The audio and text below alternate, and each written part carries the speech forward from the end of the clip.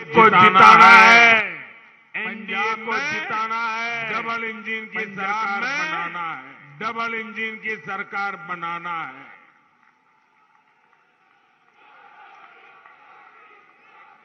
Double engine की सरकार का मतलब क्या? पंजाब का इस दशक में सबसे तेज विकास। डबल इंजन की सरकार का मतलब पंजाब से रेत माफिया, ड्रग माफिया, इनकी विदाई। डबल इंजन की सरकार का मतलब है पंजाब की औद्योगिक इकाइयों में नई ऊर्जा भरना। डबल इंजन की सरकार का मतलब है पंजाब के युवाओं को रोजगार, स्वरोजगार के नए मौके देना। साथियों, पंजाब को आज एक ऐसी सरकार चाहिए जिसकी प्रेरणा राष्ट्रभक्ति हो, जिसकी प्रेरणा पंजाब का विकास हो। बीजेपी पूरे समर्पित भाव से पंजाब के लोगों के सामने पंजाब की सुरक्षा का संकल्प लेकर, पंजाब के विकास का संकल्प लेकर के आई है। एक बार भाजपा को आपकी सेवा करने का मौका दीजिए। एक बार 5 साल मुझे दीजिए।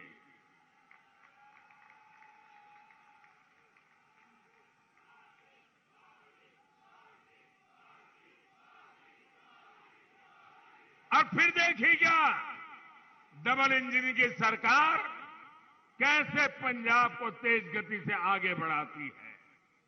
आप देखिए, देश के इतने सारे राज्य हैं, जब कांग्रेस एक बार गई तो फिर कभी लौटकर आई ही नहीं।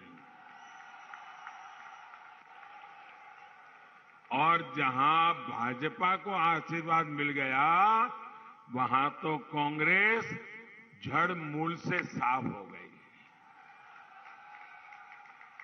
साथियों, पंजाब के एक क्षेत्र ने देश को ये दिखाया था कि खेती भी खुशहाली का जरिया बन सकती है।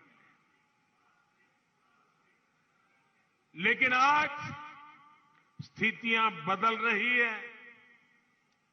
यहां की मिट्टी की उपजाऊ क्षमता घट रही है। मिट्टी में केमिकल्स बढ़ गए हैं। भाइयों और बहनों, इतिहास गवाह है, कांग्रेस ने किसानों को हमेशा धोखा दिया है। स्वामीनाथन कमीशन की सिफारिशों को लागू करने की मांग सालों से देश में थी। ये फाइल पर बैठ गए थे, लेकिन कांग्रेस सरकारें झूठ पर झूठी बोलती रही। केंद्र में हमारी सरकार बनी तो हमने उन सिफारिशों को लागू करने का काम करके दिखाया। भाइयों बहनों, ये हमारा किसानों के प्रति हमारी भारतीय जनता पार्टी का लगाव है।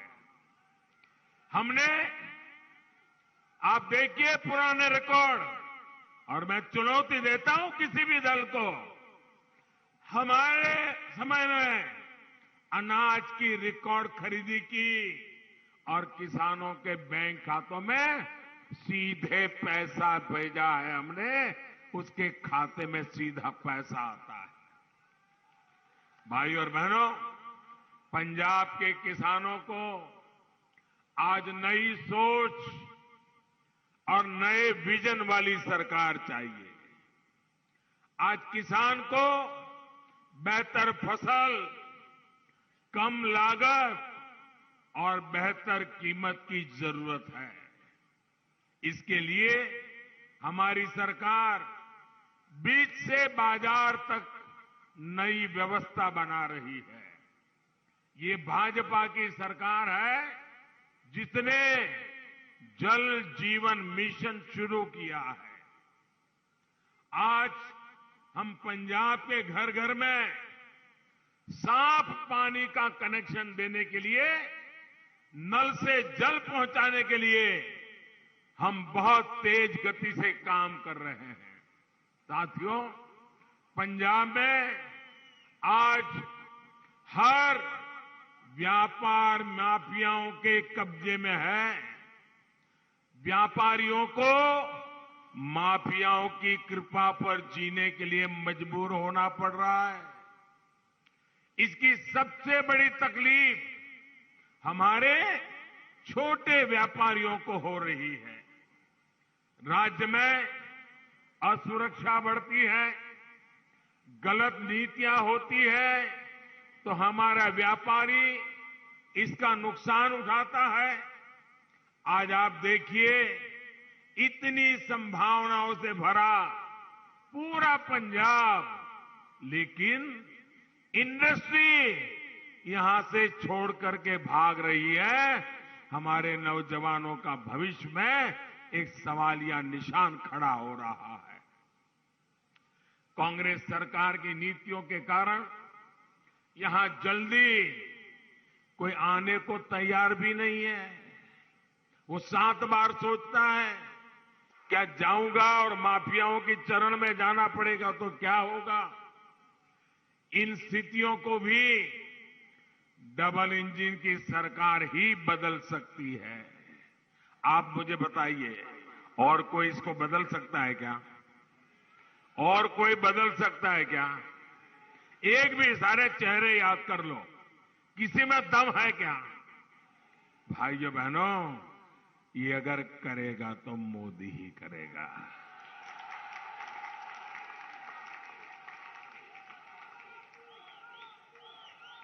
हमने अपने घोषणा पत्र में अनेक संकल्प लिए हैं। पंजाब में बेहतर इंफ्रास्ट्रक्चर होगा, पारदर्शी सरकार होगी, तो न उद्योगों को पलायन करना पड़ेगा, न नौजवानों को अपना गांव, अपने दोस्त, अपने बूढ़े मां बाप, अपने खेत खलिहान, ये सब छोड़ करके मेरे नौजवानों को पंजाब से बाहर नहीं जाना पड़ेगा। साथियों, गरीब की तकलीफ दूर हो, उसका जीवन आसान बने, ये हमारे लिए सर्वोच्च प्राथमिकता का काम है। कोरोना काल में भाजपा सरकार गरीबों को मुफ्त राशन दे रही है और मुफ्त वैक्सीन भी दे रही है। आपको सबको वैक्सीन लगी है? सबको वैक्सीन लगी है? आपको कोई पैसा देना पड़ा क्या? भाइयों बहनों, ये आपकी जिंदगी को बचाने में एक रक्षा कवच के रूप में काम आ रहा है कि नहीं आ रहा है? आपके जीवन को बचाने के लिए भारत सरकार पूरी रात दिन काम कर रही है कि नहीं कर रही है? भाइयों बहनों, आयुष्मान भारत की वजह से, इस योजना की वजह से पंजाब के 11 लाख गरीबों ने अच्छे अस्पतालों में अपना मुफ्त इलाज कराया है। ये हमारी योजना ऐसी है कि अगर आयुष्मान भारत का आपके पास कार्ड है, इस देश के 50 करोड़ लोगों को इसका लाभ मिल रहा है। 50 करोड़, दुनिया के देशों की आबादी से भी ज्यादा लोगों को। और इसकी विशेषता ये है कि आप अगर मुंबई गए हैं, बीमार हो गए, अहमदाबाद गए हैं, बीमार हो गए, लखनऊ गए, बीमार हो गए, तो वहां की अस्पताल में इसी कार्ड से मुफ्त में तत्काल आपको डॉक्टरों से सेवा मिलेगी। आपकी ऑपरेशन की जरूरत पड़ गई तो वो भी कर दिया जाएगा। यानी पंजाब का नागरिक हिंदुस्तान में कहीं पर भी जाएगा तो उसको ये सुविधा है। लेकिन मैं एक और दुख की बात बताता हूं। आपके पास कार्ड है, आप अहमदाबाद जाएंगे तो ऑपरेशन हो जाएगा, भोपाल जाएंगे तो ऑपरेशन हो जाएगा, लखनऊ जाएंगे तो हो जाएगा, लेकिन दिल्ली जाएंगे जहां मुख्यमंत्री जो बैठे हैं,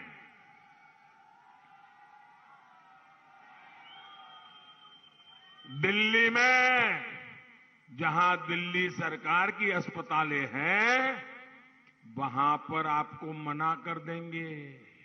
क्यों? क्योंकि इस योजना के साथ वो जुड़ने के लिए तैयार नहीं है।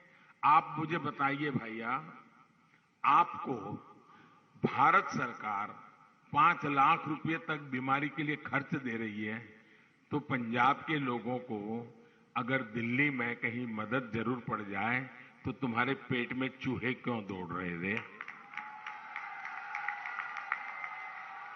मुझे समझ नहीं आ रहा है। और जो लोग दिल्ली में आपको घुसने नहीं देना चाहते, वो आपसे वोट मांग रहे हैं। क्या ऐसे लोगों को पंजाब में कुछ भी करने का हक है क्या? है क्या? भाइयों बहनों, हमने जो आयुष्मान भारत योजना की बात बनाई है, इससे पंजाब के गरीबों के करीब करीब 2000 करोड़ रुपए बचे हैं। 2000 करोड़ रुपए। अब कल्पना कीजिए, गरीब के लिए 2000 करोड़ रुपए उसकी बीमारी में काम करने का काम दिल्ली में मोदी बैठ करके कर रहा है। भाइयों बहनों, ये हमारे दिल में आपके प्रति चिंता है। पंजाब में 300 से ज्यादा जन औषधि केंद्र चल रहे हैं और वहां पर जो बाजार में महंगी दवाई मिलती है, वैसी ही दवाई में कोई समझौता नहीं, कोई कॉम्प्रोमाइज नहीं, उसकी क्वालिटी में कोई कॉम्प्रोमाइज नहीं। लेकिन हमने जो जन औषधि केंद्र खोले हैं, जो बाजार में दवाई 100 रुपये में मिलती है, वही दवाई यहां 10 रुपये 20 रुपये में मिल जाती है। भाइयों, ये काम हमने किया। हम कैसे मदद कर रहे हैं देखिए आप। अगर किसी के परिवार में बुजुर्ग मां बाप है, डायबिटीज हो गया, रोज उनको गोलियां लेनी पड़ रही है, इंजेक्शन लेना पड़ रहा है, अगर ये दवाइयां घर में ला दे, महीने का 2-2.5 हजार का खर्चा तो होता ही होता है। मध्यम वर्ग के परिवार पर 2-2.5 हजार का दवाई का बोझ लग जाता है। लेकिन अगर जन औषधि से ले आएंगे दवाई, तो सिर्फ 100-150 रुपये में आपका काम चल जाएगा। हर गरीब परिवार का, मध्यम वर्ग के परिवार का 1000-1500 रुपया बचेगा कि नहीं बचेगा? बचेगा कि नहीं बचेगा? लेकिन हम इसके लिए अरबों खरबों की जाहिरात नहीं करते भाई। हम तो गरीब के लिए जीते हैं, गरीब के लिए काम करते हैं, मध्यम वर्ग के लिए जीते हैं, मध्यम वर्ग के लिए काम करते हैं। अगर हाई ब्लड प्रेशर है, अगर उन्हें ऐसे स्टोर में गए, बहुत सस्ते में दवाई मिल जाएगी। इन केंद्रों से भी हर साल पंजाब के लोगों को करीब करीब 300 करोड़ रुपयों का फायदा हो रहा है। यहां के नागरिकों को दवाई के खर्चे में 300 करोड़ की बचत। भाइयों बहनों, ये मदद है कि नहीं है? ये मदद है कि नहीं है? ये आपका भला करने के लिए है कि नहीं है? क्या कभी हमने किसी अखबार में इश्तिहार दिया है क्या? एडवर्टाइजमेंट दिया है क्या? इसी तरह हमारी सरकार ने जो स्टेंट के पैसे कम कराए हैं, हृदय की बीमारी हो, हार्ट का स्टेंट लगाना है, आजकल नी की बीमारी हो जाती है, 50-60 साल की उम्र के बाद शुरू हो जाता है, नी ट्रांसप्लांट करवाते हैं, इसमें भी हमने उसके दाम बहुत कम करवा दिए कानून का उपयोग किया और इसके कारण जिन जिन लोगों ने हृदय में अगर स्टेंट लगवाया है, हार्ट में ऑपरेशन करवाया है या नी ऑपरेशन करवाया है, उसके भी करोड़ों रुपयों की बचत हुई है। भाइयों बहनों, हेल्थ सेक्टर में काम कैसे होता है, इसके ये उदाहरण मैं बताता हूं। पीएम किसान सम्मान निधि के तहत केंद्र सरकार ने पंजाब के किसानों के बैंक खातों में 3,700 करोड़ रुपया 3,700 करोड़ रुपया सीधा सीधा किसान के बैंक के खातों में जमा हुआ है। अकेले पंजाब में, बीच में कोई कंपनी, कट की कंपनी नहीं, कोई बिचौलिया नहीं, कोई माफिया नहीं, सीधा। भाइयों बहनों, मुझे बताइए, किसान मुझे आशीर्वाद देगा कि नहीं देगा? देगा कि नहीं देगा? इसका लाभ पंजाब में करीब 23 लाख किसानों को मिला है। 23 लाख किसानों को केंद्र सरकार की प्रधानमंत्री आवास योजनाओं के तहत पंजाब में 75,000 से अधिक घर बनाए जा रहे हैं और एक एक घर बनाने के लिए लाख सवा लाख रुपया उनके खाते में भारत सरकार जमा करवाती है ताकि वो पक्के घर में जिंदगी गुजारना शुरू करे। भाई, गरीबों को पक्के घर के लिए अकेले पंजाब को 2,000 करोड़ रुपए से के भी अधिक की राशि दी गई है। इधर आंकड़े जोड़ दीजिए, मैं तो कुछ ही बता रहा हूं, ये सारा दिल्ली से पैसा पंजाब की धरती पर उतारने का हमने काम किया है। साथियों, उजाला स्कीम के तहत हमने बिजली बिल कम हो, हमेशा हमेशा के लिए बिजली का खर्चा कम हो, आपकी जेब से ज्यादा पैसे न जाएं, एक स्थायी व्यवस्था बनाई और टेक्नोलॉजिकल सॉल्यूशन निकाला। इसके तहत एलईडी बल्ब हमने पंजाब में वितरित किए। इस वजह से गरीबों के बिजली के बिल में 900 करोड़ रुपए से भी अधिक बिजली का बिल बचा है। अगर मध्यम वर्ग के घर में 4 लट्टू वाले हैं तो उसका 1,500 2,000 रुपया बच जाता है बिजली का। भाइयों, ये लोग आज जो वादे कर रहे हैं वो एक प्रकार से आपके घर में रोशनी लाने का वादा नहीं है, आपके जेब के पैसे बचाने का वादा नहीं है। ये ऐसा रास्ता है जो पूरे पंजाब को कुछ ही वर्षों में अंधकार में डुबो देगा। बिजली के कारखाने चलाने की ताकत नहीं होगी, पूरा पंजाब अंधेरे में फंस जाएगा। ये रास्ता इन्होंने चुना है। आप मुझे बताइए, क्या पंजाब में अंधेरा आने देना है? अंधेरा आने देना है? अंधेरा आने देना है तो इन लोगों को दिल्ली में ही रोक लो भैया, आने मत दो यहां।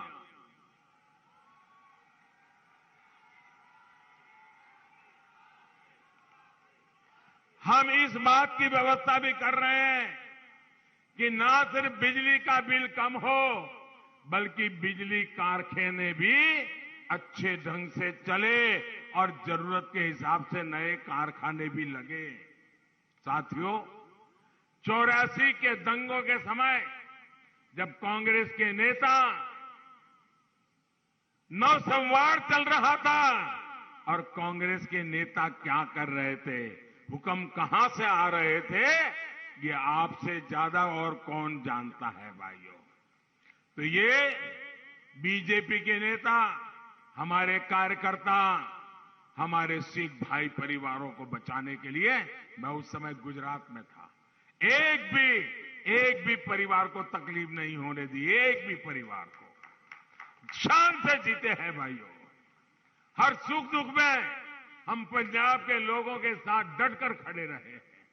साथियों, कांग्रेस हमेशा से एक क्षेत्र के लोगों को दूसरे से लड़ाती रहती है ताकि उनकी गाड़ी चल जाए।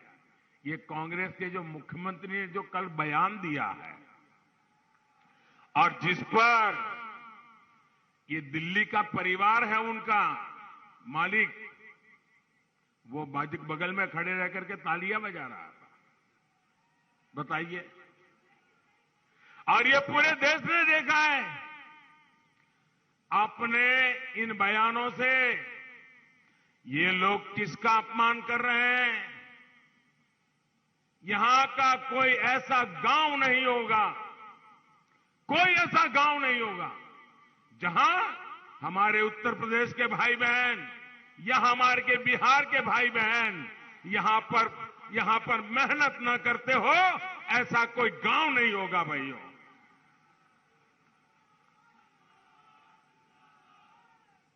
कल ही हमने संत रविदास जी की जयंती मनाई है। संत रविदास जी की जयंती मनाई है। मैं जरा इन नेताओं से पूछना चाहता हूं, आप मुझे बताइए, संत रविदास जी कहां पैदा हुए थे? क्या पंजाब में पैदा हुए थे क्या? संत रविदास जी उत्तर प्रदेश के बनारस में पैदा हुए थे, काशी में पैदा हुए थे। और आप कहते हो उत्तर प्रदेश के भाइयों को घुसने नहीं दोगे, तो क्या आप संत रविदास जी को भी निकाल दोगे? क्या संत रविदास जी के नाम को मिटा दोगे? क्या भाषा बोलते हो तुम लोग? इतना ही नहीं, मैं जरा पूछना चाहता हूं, गुरु गोविंद सिंह जी का जन्म कहां हुआ था? गुरु गोविंद सिंह जी का जन्म कहां हुआ था? पटना साहिब में हमारे गुरु महाराज गुरु गोविंद सिंह का जन्म हुआ था। और अब पटना में हुआ, बिहार में हुआ, और तुम कहते हो बिहार के लोगों को घुसने नहीं देंगे। तो क्या तुम गुरु गोविंद सिंह महाराज का अपमान करोगे?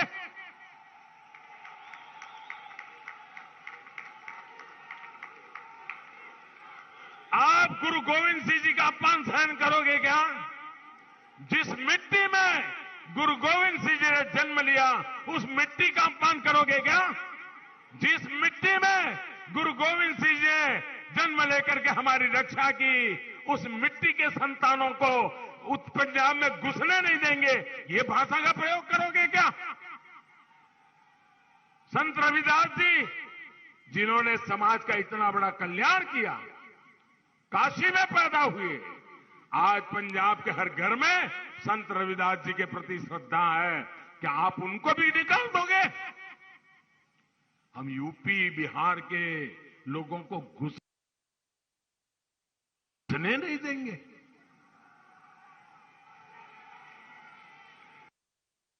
भाइयों बहनों, इस तरह की विभाजनकारी सोच को एक पल के लिए पंजाब में राज करने का अधिकार नहीं है। भाइयों बहनों, हमारा पंजाब सीमावर्ती राज्य है। इस पर सीमा पार से हमेशा नापाक नजरें बनी रहती हैं, गड़ी रहती हैं।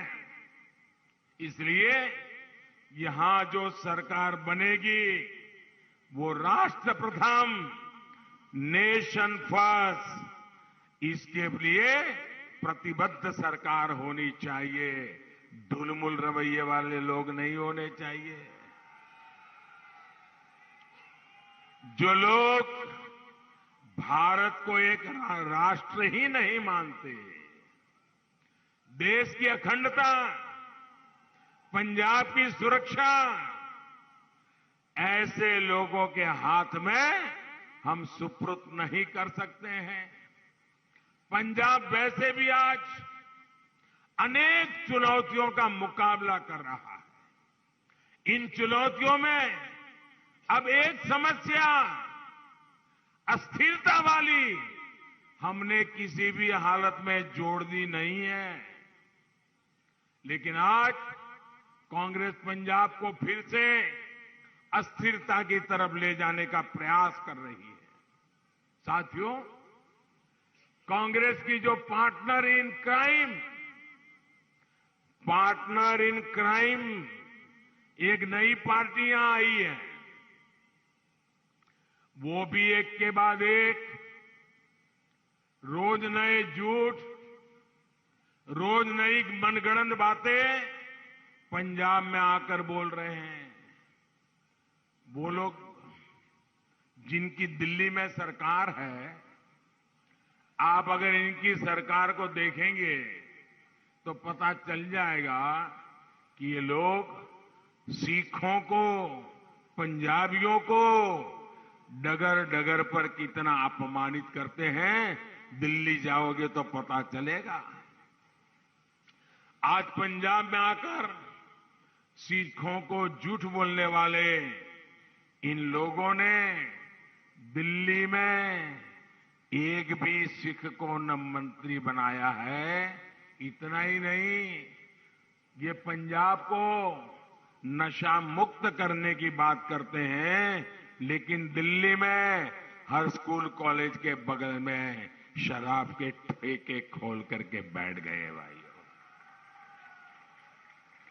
ये कैसे झूठ बोलने में महारथी है और हर पर आराम से झूठ बोलना, आराम से पलट जाना, कोई परवाह ही नहीं। दिल्ली में प्रदूषण बढ़ता है तो ये पंजाब के किसानों को गाली देते हैं। दिल्ली की हवा खराब हो गई, आपने देखा होगा, ये सब अवेलेबल है कि मैं कह नहीं रहा हूं। अब दिल्ली में जाओ तो पंजाब के किसानों को गाली दो और यहां आकर के किसानों को गले लगाने की बात करो। किसी के गले उतरेगा क्या? उतरेगा क्या? ये फरेब चलेगा क्या? जब कोरोना की वेव आई तो इन लोगों ने यूपी, पंजाब, हरियाणा के लोगों को झूठ बोल करके भगा दिया कि बहुत बड़ा भयंकर होने वाला है, महीनों तक खाना नहीं मिलेगा, भागो। जो लोग दिल्ली में पंजाब, हरियाणा, उत्तर प्रदेश के लोगों को भगा देते हैं, वो आज आपके पास आए हैं। आप क्या करोगे? इनको मेहमान गति स्वीकार करोगे क्या? भाइयों बहनों, बात इतनी नहीं है साथियों, इनके इरादे कहीं ज्यादा खतरनाक है। आपने सुना होगा, कल इनके एक पुराने विश्वस्त साथी जो पिछले बार जो यहां के पंजाब के चुनाव के उनकी तरफ से इंचार्ज थे और उनके खासम खास दोस्त थे, अन्ना हजारे के साथ ये आंदोलन में झंडा लेकर के खड़े रहते थे और कवि होने के नाते, चिंतक होने के नाते देश भर में उनके कवि सम्मेलनों को सुनने के लिए देश की युवा पीढ़ी घंटों तक इंतजार करती है।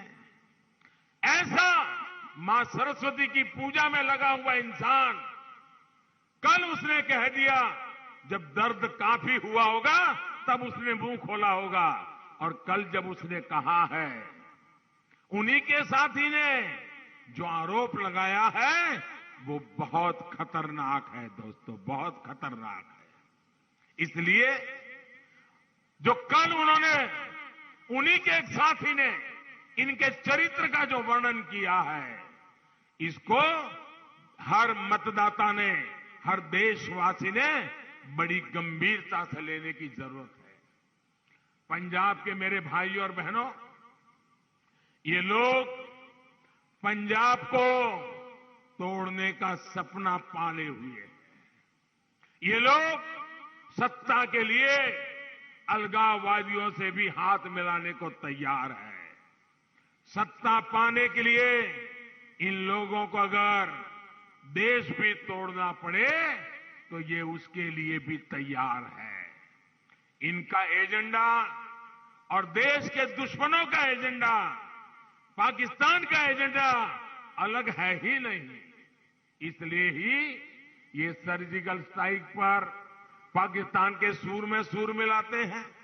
इसलिए ही ये पंजाब में ड्रग्स के नेटवर्क को बढ़ाना चाहते हैं। इसलिए ही ये बॉर्डर पर बीएसएफ के बढ़ते अधिकारों के खिलाफ आवाज उठाते हैं। यही इन लोगों का मंसूबा है, यही इनकी सोच है। लेकिन साथियों, अराजकता और अलगाव के नशे में डूबे इन लोगों को पता नहीं है ये मेरा पंजाब है क्या।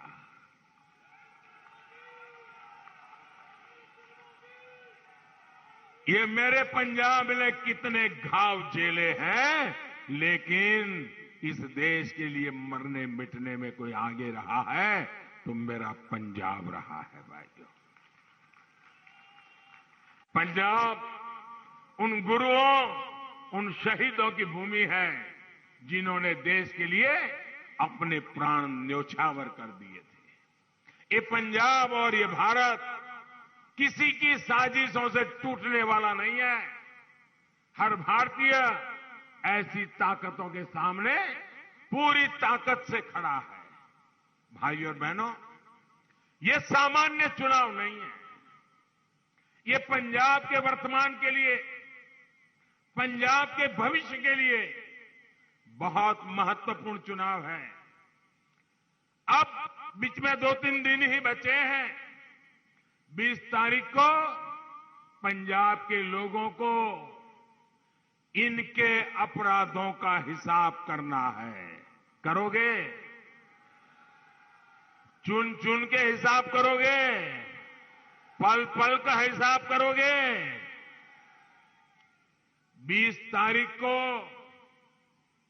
पंजाब के लोगों को भाजपा के लिए, एनडीए के लिए, नवा पंजाब के लिए पुरजोश भारी मात्रा में ज्यादा से ज्यादा संख्या में वोट करना है। वोट करोगे ना? करोगे ना? ऐसा तो नहीं होगा ना कि इस सभा के बाद अरे भाई सभा बड़ी जबरदस्त हो गई, रैली बड़ी जबरदस्त हो गई, चलो आज सो जाते हैं। ऐसा नहीं करोगे ना? ऐसा नहीं करोगे ना?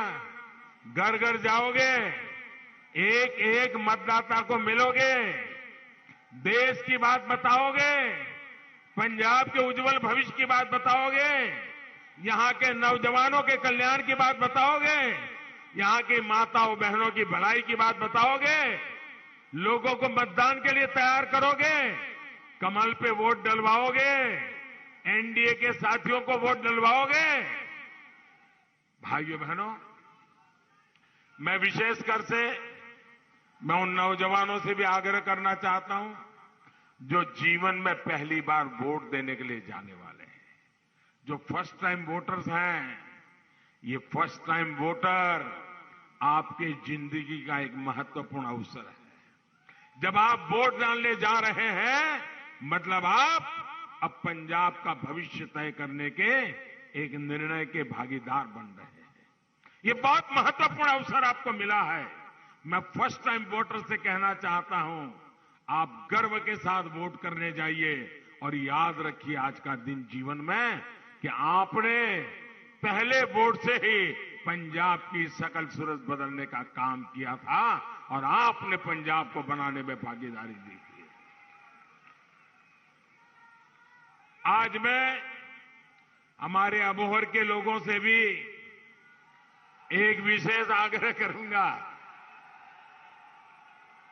मैं जब यहां मंच पे बैठा था तो जब मैं यहां काम करता था, सारे पुराने परिवार सबको मैं देख रहा हूं, दूर से हाथ उठा करके नमस्ते कर रहा हूं। आप सबके बीच में लंबे अरसे तक काम करने का मुझे मौका मिला है, लेकिन आपसे अबोहर के मेरे साथियों को मैं एक विशेष जिम्मेवारी देना चाहता हूं। मुझे बताया गया कि हमारे उम्मीदवार को कोरोना के कारण अब बाहर निकलना मुश्किल हो गया है, तो अभी 2-3 दिन आप ही को हर यहां का नागरिक ही उम्मीदवार है। अब हमारे उम्मीदवार कोरोना के कारण ना आ पाए, हर व्यक्ति हमारा उम्मीदवार है, हर कार्यकर्ता हमारा उम्मीदवार है। हमें मिलकर के अबोहर में 2-4 दिन उनको थोड़ा रेस्ट करना पड़ेगा, आइसोलेशन में रहना पड़ेगा। उस काम को हम निभाएंगे। निभाएंगे क्या? एक एक कार्यकर्ता इस बात को निभाएगा। देखिए, हम मिलकर चलेंगे। एनडीए के हमारे साथी श्रीमान ढींडसा साहब, कैप्टन साहब, हम सब मिलकर के पंजाब के सपनों को पूरा करने में कोई कमी नहीं रहेगी। इसी आशा के साथ आप सभी का बहुत बहुत धन्यवाद। दोनों मुट्ठी बंद करके पूरी ताकत से बोलिए भारत माता की, भारत माता की, भारत माता की। जो हमारे उम्मीदवार है इस चुनाव में, उनसे मेरी यह प्रार्थना आगे आ जाए ताकि मैं भी आपके साथ खड़ा हो जाऊं, हरदीप जी भी आ जाए। भारत माता की, भारत माता की। बहुत बहुत धन्यवाद। भारत माता की। बोलो सोनिहाल। जय श्री राम, जय श्री राम। नरेंद्र भाई मोदी जिंदाबाद। एक बार दोनों हाथ खड़े करके मुट्ठियां पीछ